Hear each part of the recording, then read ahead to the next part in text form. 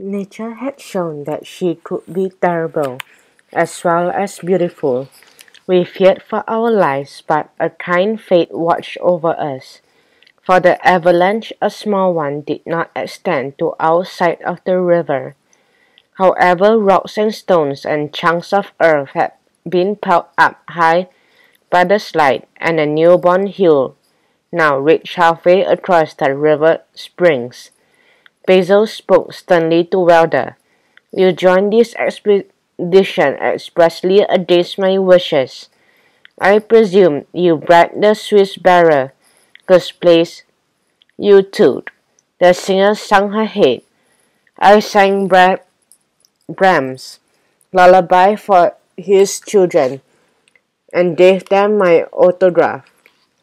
So back to Tesedorf you go, as soon as Elmo turns up, to yodel for him now set off another avalanche.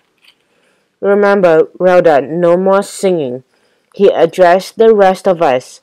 Tomorrow, when the debris settled somewhat, we'll open my sectional ladder to its full 40-inch length and push it over the new hill.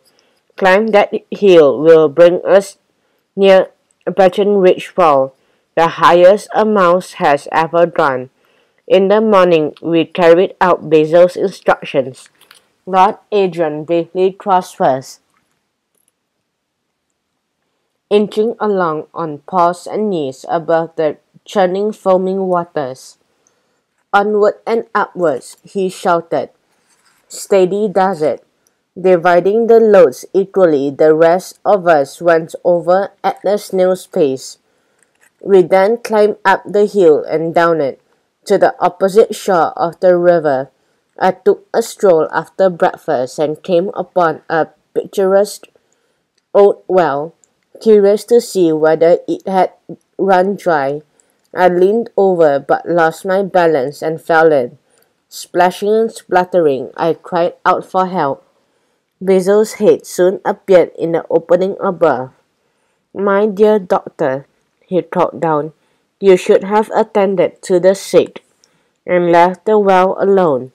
My teeth were chattering. Stop joking.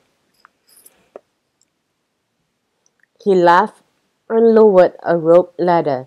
Back at camp where I donned dry clothing, we learned that the Maharaja had not returned from his morning walk. I smelled a rat again. Ratigan, follow me, Dawson. We hurried along towards Breckenridge Falls. The roar was deafening. A column of water tumbled from the high above. Like a silvery lace curtain that dropped from the narrow path was dangerous.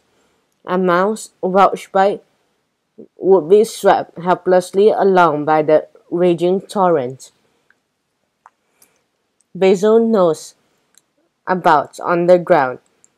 Signs of a scuffle, and the emerald from our friend's turban, and many footprints, too many. What's this? Extraordinary, the footprints end at the fall. Standing up, he peered intently at the down-rushing waters, and a strange smile played about his lips. Aha, the curtain is not as thick as it seems.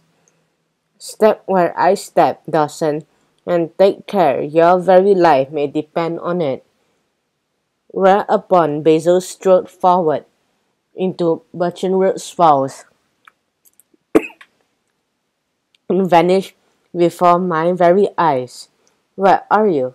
Where are you? I implored, but a mocking echo was my only answer.